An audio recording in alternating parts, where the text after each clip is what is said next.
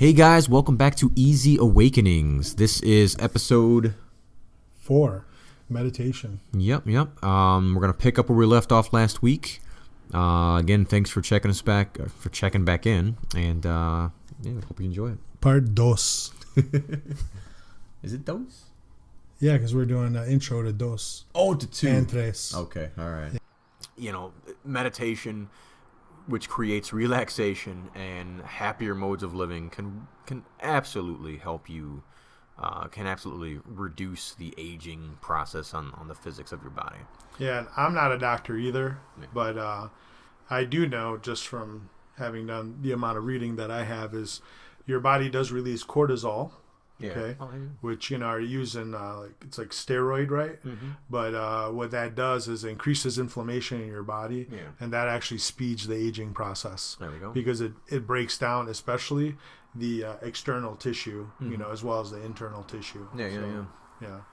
And I think if I'm not mistaken, I think it also helps to produce things like collagen in your body, in your skin, to keep that skin looking healthier and younger, Yeah. and so on. But and this goes into True, it doesn't break it down. It doesn't Ex- break ex- down what you have already, exactly. right? The practice, it's beneficial for your cardiovascular and immune health. Yeah. It'll improve relationships. We'll go into that a little later on, which of course improves my favorite thing of all, sex. It's great for some sex, right? Everyone likes some good sex. What are some personal benefits you've noticed? All right. Well, aside from With the meditation. aforementioned, let's dealing with difficult people. That's got to be one of the biggest ones. I can remember times where, I was sort of caught up, or I'd been watching television for 5 hours straight, and then gotten some bad news, or someone was kind of a dick to me or something. It's much easier to react, and my brain and my ego can be very reactive. For me, it tends to be a very snap back, snatch up control kind of a technique.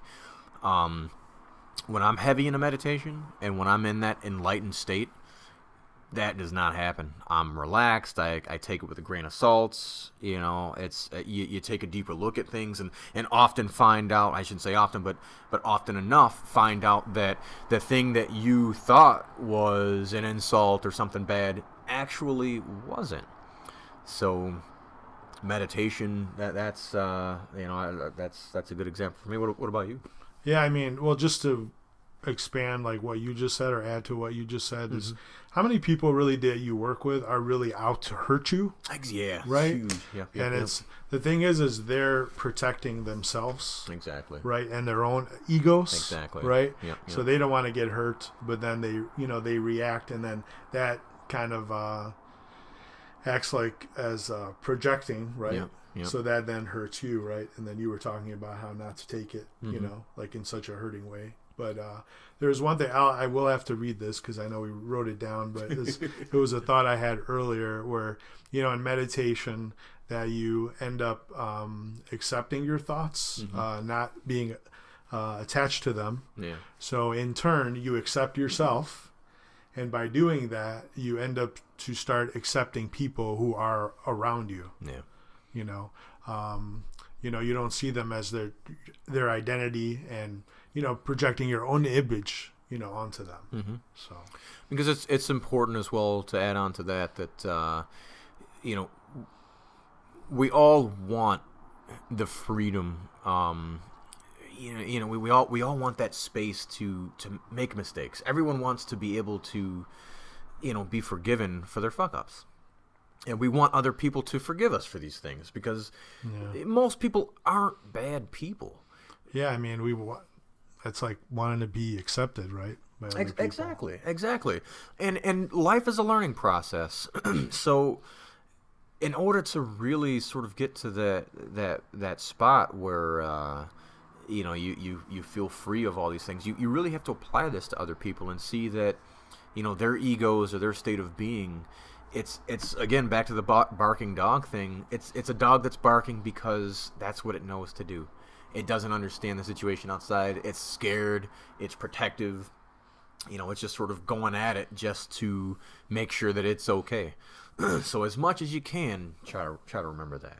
Yeah, So, the dog barks, the mind thinks. Exactly, and that's its function, and that's why it's important through meditation to sort of take control of your consciousness again, which is it's almost an odd saying because you are your consciousness, but to take the helm of your experience. Let's put it that way. Yeah. You take the helm. You get back in that captain's seat and let thought do its job. Thought, if you are a Star Trek fan like myself, thought is like the computer system of your ship. You're the captain ordering where it goes. Yeah. Yep. Definitely. But well, I guess moving on. Yeah, I mean, this is actually one of my favorite things to talk about. So, is there only one way to meditate? No. Yeah, let's go into that. So, what are some preconceived notions of meditation? This is something that we can go into here. The first one I would say, meditation is all about stopping the mind from thinking. Now, part of that's true. Mm-hmm. Is that completely true?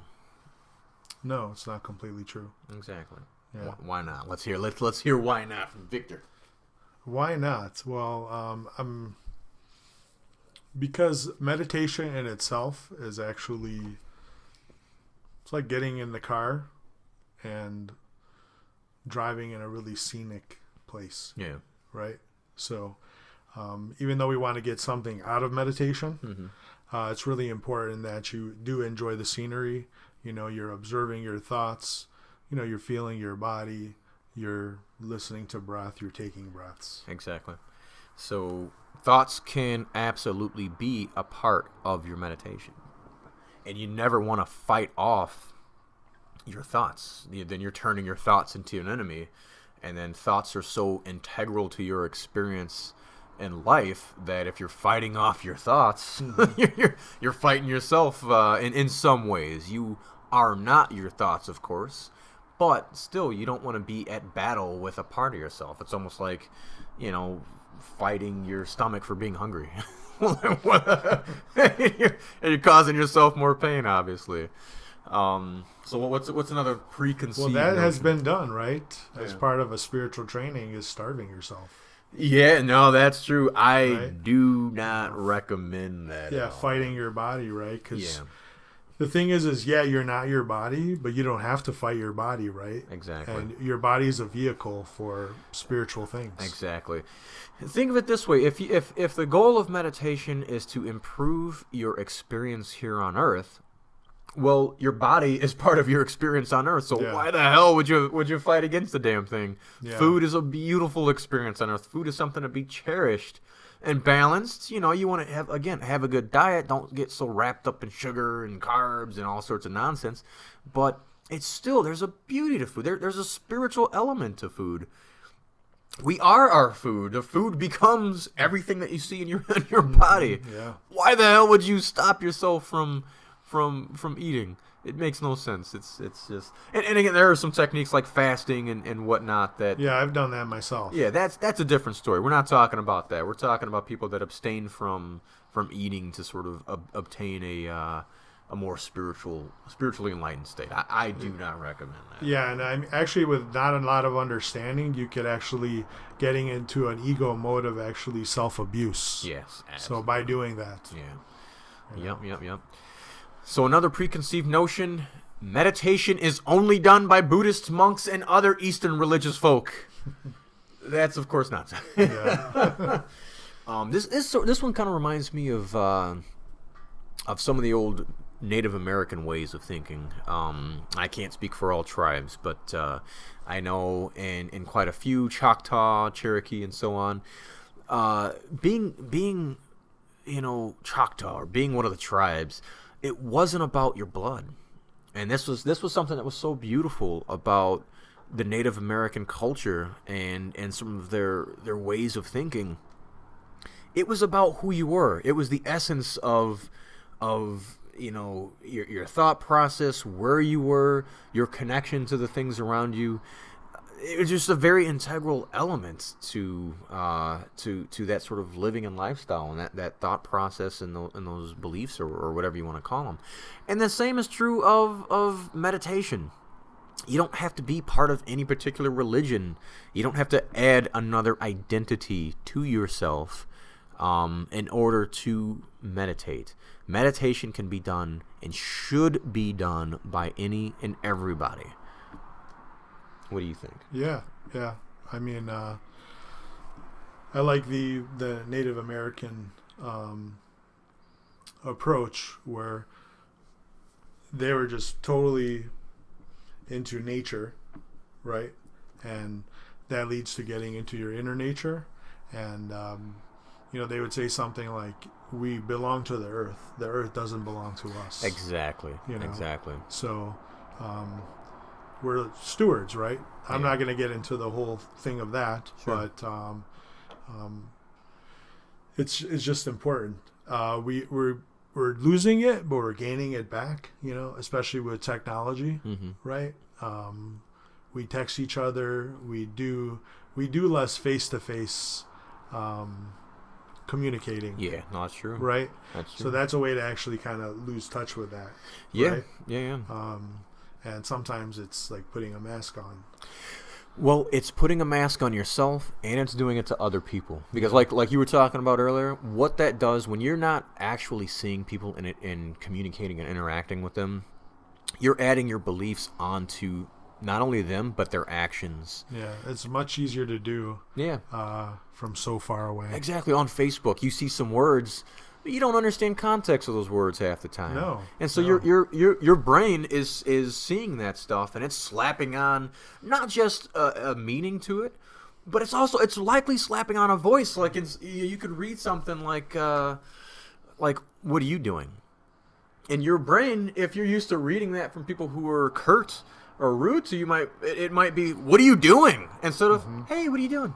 Yeah. You know what I mean? Well, you put it all in capitals, right? Exactly. You use a couple of emojis. Exactly. Right? They'll totally understand you. Exactly. Yep. But I have a good example for that. That's I was emailing back and forth with a friend of mine, and this person said to me, well, I didn't know how to take your email, right? Yeah. I didn't know what you meant. Yeah. Was it a negative way or a positive way?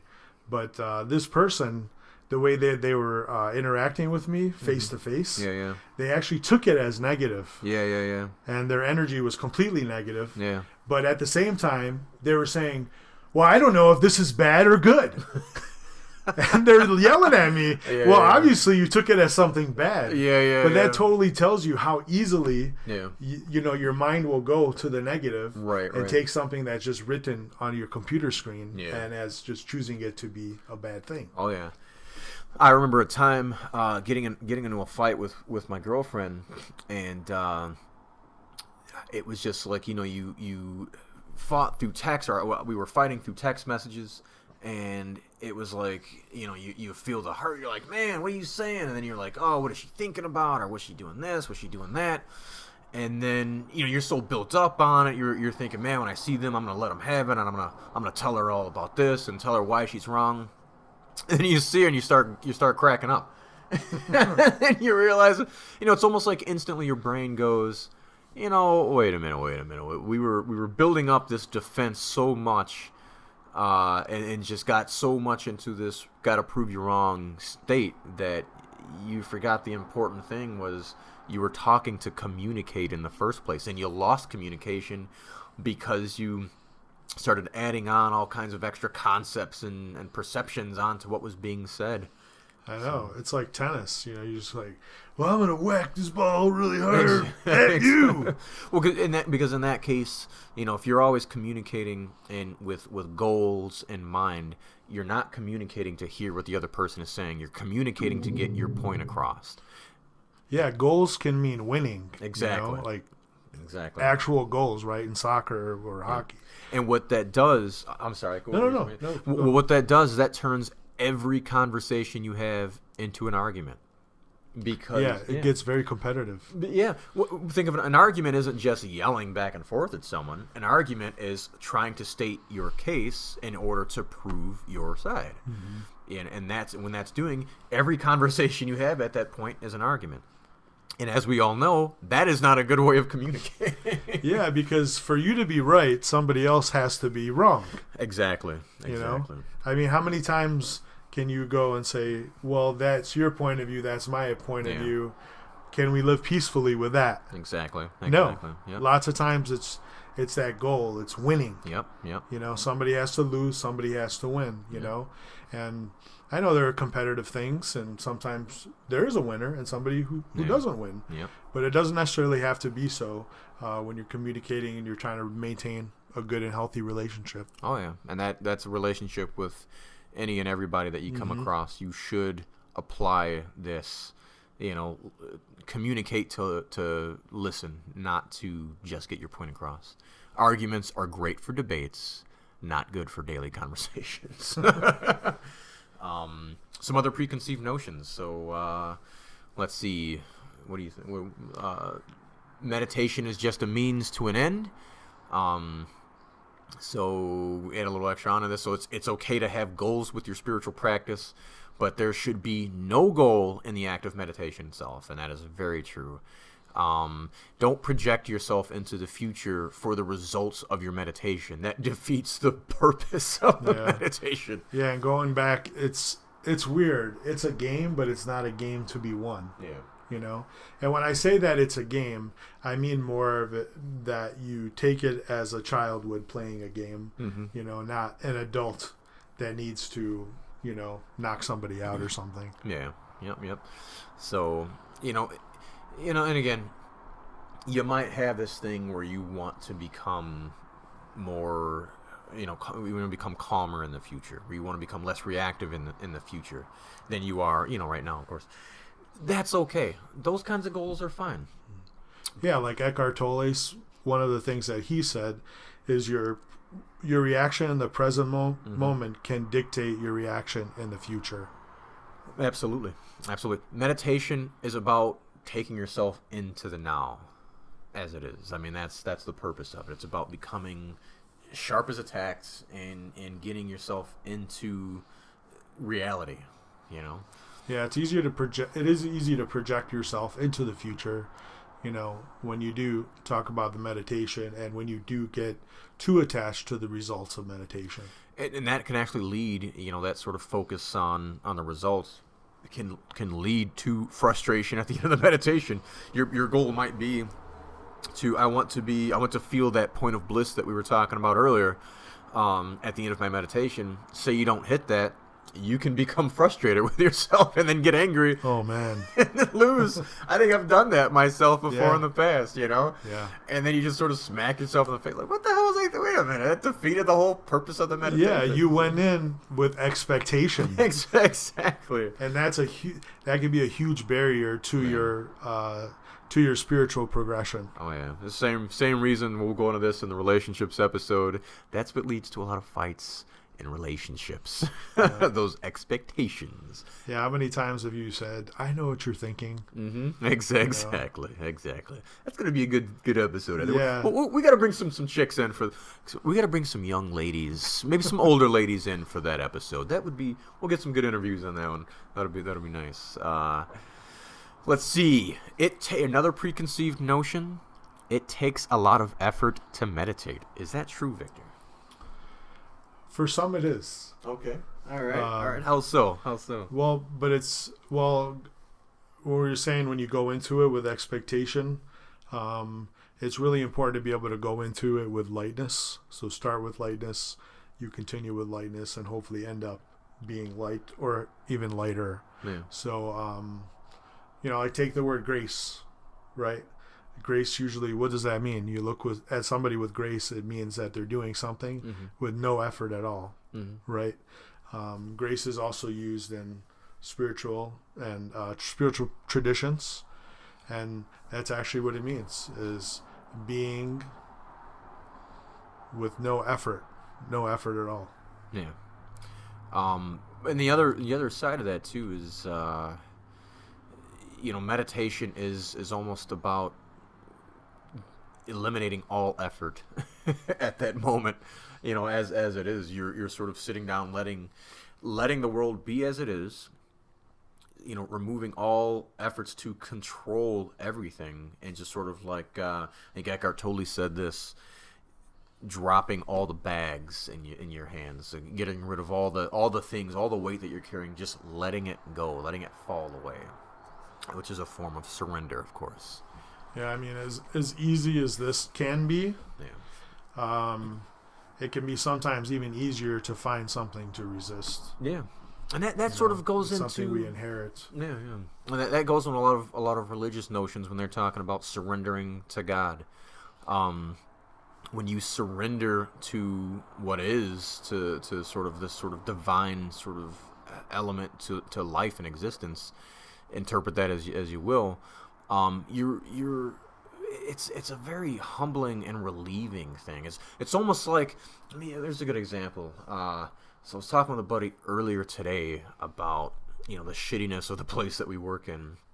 And he sort of hit this place where he accepted, there's money involved, there's security involved, and all sorts of things. But he hit this place where he realized there was no way he was going to change and improve the situation. So he realized he had to go. And I saw, there was still some pain in there, but I saw him coming back. I saw the original him coming back through that fighting sort of tiger to, try to fix things, to try to stay and find reasons to stay. And that's a beautiful thing. And I hit that place myself too, and I'm sure many of you have hit that. When you hit that point, almost like if you're in a relationship that you're unhappy in, when you surrender to the fact that I'm unhappy, I don't want to be in this anymore, it's time to end it. When you surrender to that, though there may be sadness, there is a very relieving dropping of everything that's sort of going on. So so that's Victor sending me side cues for us to move on. but yeah, no, that's that's important. That's important. We'll go on to that on a later episode, I think. The Art of Surrender. That would be that's a good title. That is a good title. You're right there. No one else do it, dude. Yeah. Art of Surrender. Yeah, don't tell anybody about that one. All right. So thoughts and meditation. Let's go into that. Let's repeat. You are not your thoughts. But why is this important? Why do people identify with their thoughts? Well, people identify with their thoughts because they're so attached to everything that we do, and a lot of times there could be healthy or unhealthy motivations to what we do. So it's easy to say, I'm so and so. This is the kind of person I am. This is the kind of person I want to be. Or I'm a manager. This is how a manager acts. And then it's easy for those thoughts to actually dictate your state of mind, right? Yeah. And I found from my own experience that that's actually kind of a deep hole. Yeah. That it's easy to get stuck in that. Yeah, and I think that, part of the reason why why almost all of us identify with our thoughts is because from a young age we're taught language. Yeah. Language comes with culture.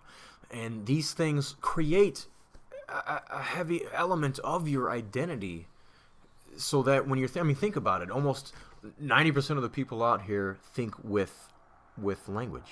You're thinking, and it could be just a culture of your own family, exactly. Right? You're thinking in English. You're thinking in Chinese. You could be thinking in both. Yeah. When you learn a new language, you have to learn to think in that language, because your brain has to interpret all of these different meanings and so on and so forth. So I think that's quite often where a lot of these identities come from. Hey guys, thanks for listening. That wraps up part 2 to episode 4, meditation. We'll be back later on this week with part 3. I'm sorry, Victor. Don't forget to subscribe, like, and subscribe, and check us out where? Yeah, and please share these videos if you're so moved, and check us out. We're on Instagram, Easy Awakenings 1. We're also on iTunes, YouTube, SoundCloud, And Podbean. and Podbean. Remember Podbean. Podbean plays into YouTube, or Yeah. I'm sorry, it plays into iTunes and a couple others. But just check us out. Find us, like us, leave some comments. Yep, we want to hear from you.